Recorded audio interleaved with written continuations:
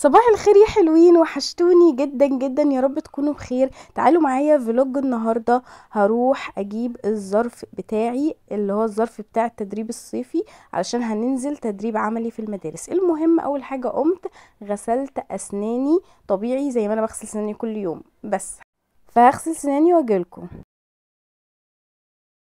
وبعد ما غسلت اسناني بدأت بقى احط السكين كير روتين بتاعي، وطبعا كل حاجه خلصت. التونر خلص، اللي هو بالنسبة لي زيت جونسون، انا بعتبره تونر. وبعد كده حطيت اللي هو السيرم ده اللي هو بالفيتامين سي، وطبعا هو خلص برضو. كل حاجة شطبت من عندي حرفيا، فلو قلت لماما على الكلام ده ماما هتطردني من البيت بعديها. فهنا كنت بوريكم حرفيا معاناتي مع السيرم الخلصان اللي مش راضي يتفتح اصلا. فشفتوا، انا حزينة يا جماعة، انا حزينة حزينة حزينة حزينة. مش مشكلة بقى، فقعدت انقط فيه كده علشان يطلع بس حبة صغيرين عشان اعمل بيهم وشي، وطلع الحمد لله. المهم بعد التنقيط ده كله جبت اسمه ايه ده، حطيت بعديها بقى الصن بلوك بتاعي. ال24 ساعة طبعا بنحط صن بلوك عشان احنا تربية رياضية، ومن غير تربية رياضية انت لازم اصلا تحطي صن بلوك ال24 ساعة اصلا، عشان الشمس بتاكل وشنا حرفيا. فحطيت الصن بلوك. ما اعرفش ايه الانكشاح اللي انا كنت فيه ده، تقريبا علشان عملت السكين كير بالسكين كير الخلصان. المهم بعد كده بقى عملت اول حاجة في الميك اب انا بعملها هي اني بحط الكحل الاول. فهنحط الكحل عادي جدا طبيعي جدا. وده بعد ما حطيت الكحل على العين الاولى، وهنا العينين الاتنين يا حلوين. بعد كده بقى هنعمل ايه، هنجيب بقى الفاونديشن الجديد اللي احنا كنا لسه جايبينه. هو حرفيا طلع ابيض من بشرتي بدرجة، بس مش مشكلة، عادي جدا طبيعي جدا. دلوقتي بقى هنجيب الروج الاحمر ده وهحطه كبلاشر. انتي بتحطي اسمه ايه ده، الفاونديشن زي ما انا حاطه كده، وبعدين تحطي البلاشر عند خدودك وعند مناخيرك وعند دقنك وحاجات كده يعني وكده. الحاجات دي بقى ايه، واخداها منين؟ واخداها من الانستجرام، ده بيقولوا ده ميك اب كوري خفيف لطيف كده على البشره. فهو ده بقى الميك اب الكوري الخفيف اللطيف على البشره، فنعتبره كوري عادي ما فيهاش حاجه. كوري صيني ياباني، المهم ان احنا عملنا الميك اب وخلاص. وبعد كده هبدأ احط الماسكارا بتاعتنا يا حلوين. طبعا انا نسيت ان انا احط الكونسيلر الاول قبل ما احط الماسكارا. قبل الماسكارا. فبعد ما حطينا الكونسيلر هندمج بقى، دمج دمج دمج تمام. وكده شكل العينين. بعد كده بقى هنحط ايه يا حلوين. انا طبعا ما عنديش باودر، فشفت بقى الاختراع ده من على الانستجرام، الناس اللي فاضيه زي اللي بتقعد على الانستجرام على طول. ففي واحده بتقول ممكن تحطي النشا بدل الباودر عادي، يدي نفس الافكت برضو، بيحافظ على الكونسيلر ان هو مش يخطط كده او يعمل حاجه في تحت العين. فهنحط برضو على طول، انا متعوده ان انا احطه اصلا، ده مش اول مره. هنجيب فرشه صغيره كده،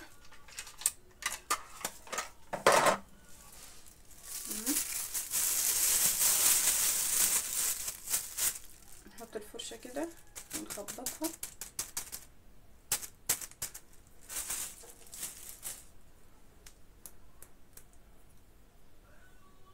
بصوا بقى شكل النشا على الكونسيلر تحفة. هنا بقى بعد ما كنت ناسية احط الكونسيلر الاول قبل الماسكارا، فحطينا الكونسيلر الحمد لله. وهنكمل بقى في الماسكارا. انا طبعا حطيت رموشي اللي فوق ولسه رموشي اللي تحت، ولسه هعيد عليها تاني.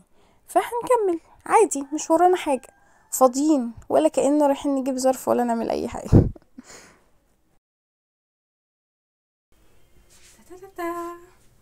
ايه رأيكم في عيوني؟ اعمل ايه بقى دلوقتي؟ ثواني همسح بس حتة هنسرح بقى الحواجب.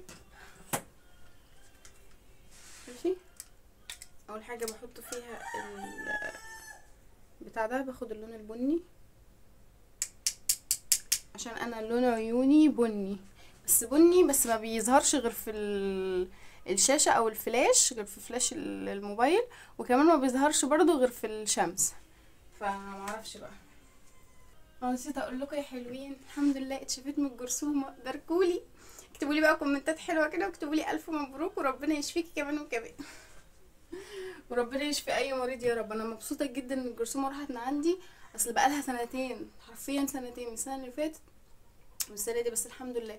رحت بقى عملت اخر تحليل والدكتور قال لي نيجاتيف، الحمد لله مفيش حاجه مبسوطه جدا. بس دي بقى علمتني الادب، مش هشرب من حد، ولا هشرب حد من ازازتي، ولا هاكل مع حد، يعني بجد المرض بيعلم الواحد الادب، لازم ايه، كل واحد ياكل من حاجته ويشرب من حاجته، عشان انت ما تعرفيش اللي جنبك دي تعبانه ولا لا، عندها ايه، صحتها عامله ازاي، ممكن يتنقلك مرض في ثانيه. ده حتى اسمها ايه يا جدعان، البيوتي بلندر دي، لو واحده خدتها مكانك ممكن يجيلك حبوب، يعني مثلا انا خدتها مكانك اهو، ممكن يجيلي حبوب، انت خدتيها مكاني يجيلك حبوب، حرفيا والله ما بهزر. فكل واحده ملزمه بحاجتها، وملزمه ان هي تحافظ على صحتها. ماشي، الصحه تكفى كرؤوس الاصحاء، حكمه اليوم. بعد كده هنعمل ايه تاني يا حلوين؟ ايوه، انا هموت واستخدم الفرش دي، هجيب منها دلوقتي اللي هي بتاعت مشط الحواجب دي. ثواني كده،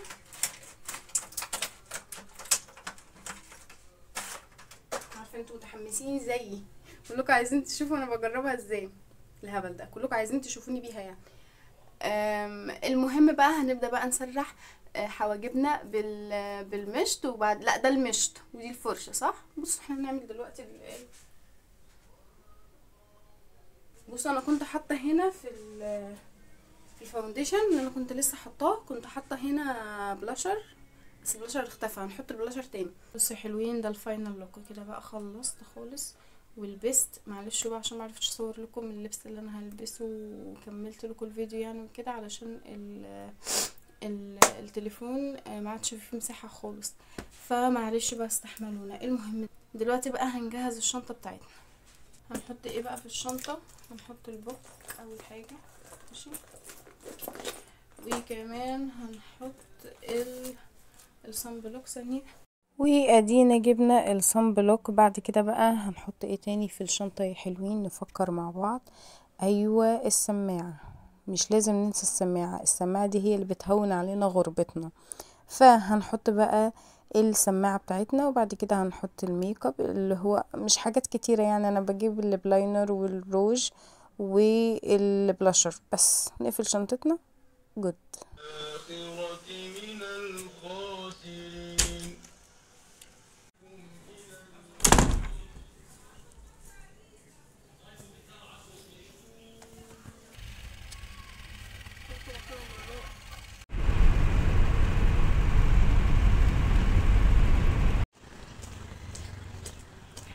ونحن في الطريق، وما تسألونيش انا مبوزة كده ليه، عشان ده شكل الطبيعي الصبح.